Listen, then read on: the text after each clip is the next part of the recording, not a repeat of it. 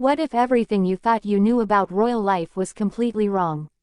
While the world watches carefully choreographed palace balconies and state ceremonies, one princess has been quietly building something extraordinary far from the gilded halls of Buckingham Palace. Princess Beatrice, the eldest daughter of Prince Andrew and Sarah Ferguson, has been living a double life that shatters every stereotype about what it means to be born into royalty.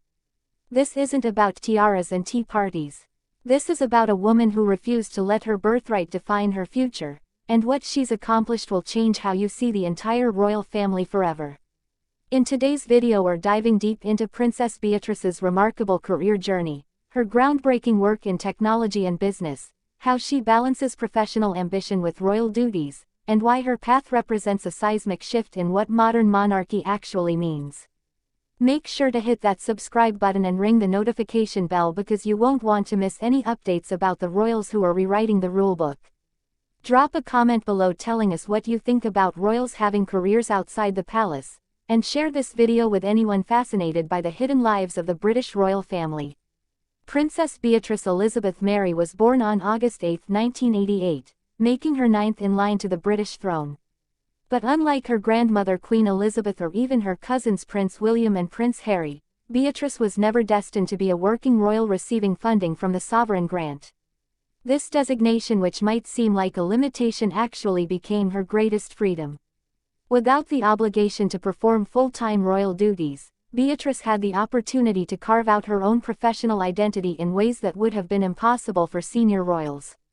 And carve she did. Her educational foundation was solid and impressive. Beatrice attended Goldsmiths College at the University of London, where she graduated in 2010 with a 2:1 degree in history and history of ideas. But education was just the beginning. What Beatrice did next surprised royal watchers and established her as far more than just another princess attending charity galas. She entered the corporate world with serious intention and remarkable success. Her career began at a prestigious management consulting firm where she worked as a research analyst. This wasn't a ceremonial position created to give a princess something to do. Beatrice was doing real work, conducting actual research, contributing to genuine projects alongside colleagues who were hired purely on merit. She proved herself capable in an environment where her royal title meant nothing compared to her ability to deliver results. And the results spoke for themselves. From there, Beatrice moved into the technology sector, an area where very few royals have ever ventured. She joined Sony Pictures as a production intern and later worked in finance and strategy roles. But her most significant career move came when she joined Affinity, a Washington-based technology company that uses artificial intelligence to pair customers with call center agents.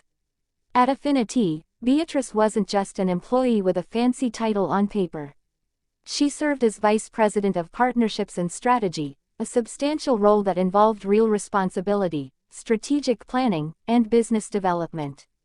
Think about that for a moment. A granddaughter of Queen Elizabeth, a princess of the United Kingdom, working as a vice president at a tech company dealing with artificial intelligence and business strategy. She attended board meetings, developed partnerships, traveled for business, and contributed to a company's growth and innovation. This wasn't royal window dressing.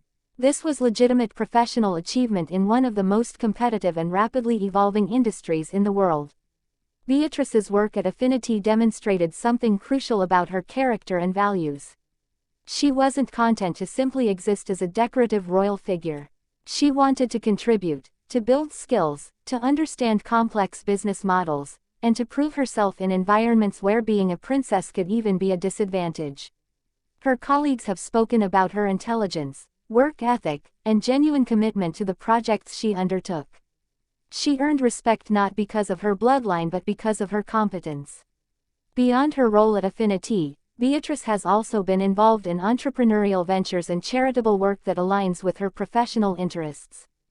She's been connected to various technology and innovation initiatives, supporting startups and participating in discussions about the future of digital business. She's served on boards and advisory committees, lending her insight and network to organizations working at the intersection of technology, business, and social impact. Her approach to royal duties is equally fascinating. While she's not a full-time working royal, Beatrice does attend significant family events, supports various charities, and represents the family at select occasions. She's particularly passionate about causes related to education, children's welfare, and disability rights, influenced partly by her own experiences with dyslexia. She's been open about her learning difficulties, using her platform to advocate for children facing similar challenges. This authenticity and willingness to discuss personal struggles has made her relatable in ways that more traditional royals sometimes aren't. In 2020, Beatrice married Edoardo Mazzi, a property developer and entrepreneur, in a private ceremony during the pandemic. The wedding itself reflected her approach to royal life, intimate and personal rather than grand and public. Together they have a daughter born in 2021. And Beatrice has embraced stepmother responsibilities for Edoardo's son from a previous relationship. She's building a modern blended family while maintaining her career ambitions and royal connections. What makes Beatrice's story so compelling is what it reveals about the evolution of monarchy in the 21st century. For generations, being royal meant accepting a very specific life path, sacrificing personal ambitions for duty, living within rigid protocols, and existing primarily as a symbol rather than as a fully realized individual. But Beatrice and royals like her are demonstrating that it's possible to honor your heritage while also pursuing personal passions and professional goals. She's not rejecting her royal identity. She attends family gatherings, supports her relatives, and clearly values her connection to the Windsor family. But she's also not allowing that identity to completely define her existence. She's shown that you can be both a princess and a tech executive, both a member of one of the world's most famous families and a private individual building a career on your own terms. This balance isn't always easy. Beatrice has faced intense media scrutiny throughout her life, criticism about her fashion choices, speculation about her relationships, and endless commentary about her role within the family hierarchy. The challenges her father Prince Andrew has faced have also cast shadows that Beatrice has had to navigate with grace and discretion. Yet through it all, she's maintained her professional trajectory and personal dignity. Her career choices also raise interesting questions about the future of the royal family. As the monarchy continues to slim down, with fewer working royals supported by public funds, what role will people like Beatrice play?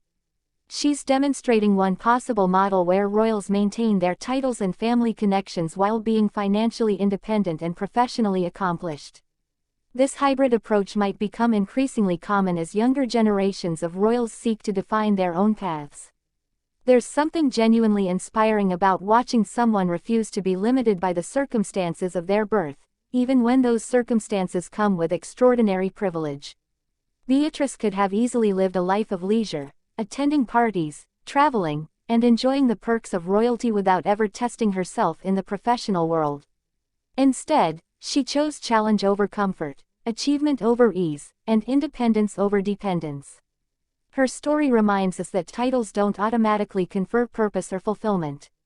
Real satisfaction comes from developing skills, contributing value, and building something meaningful through your own efforts.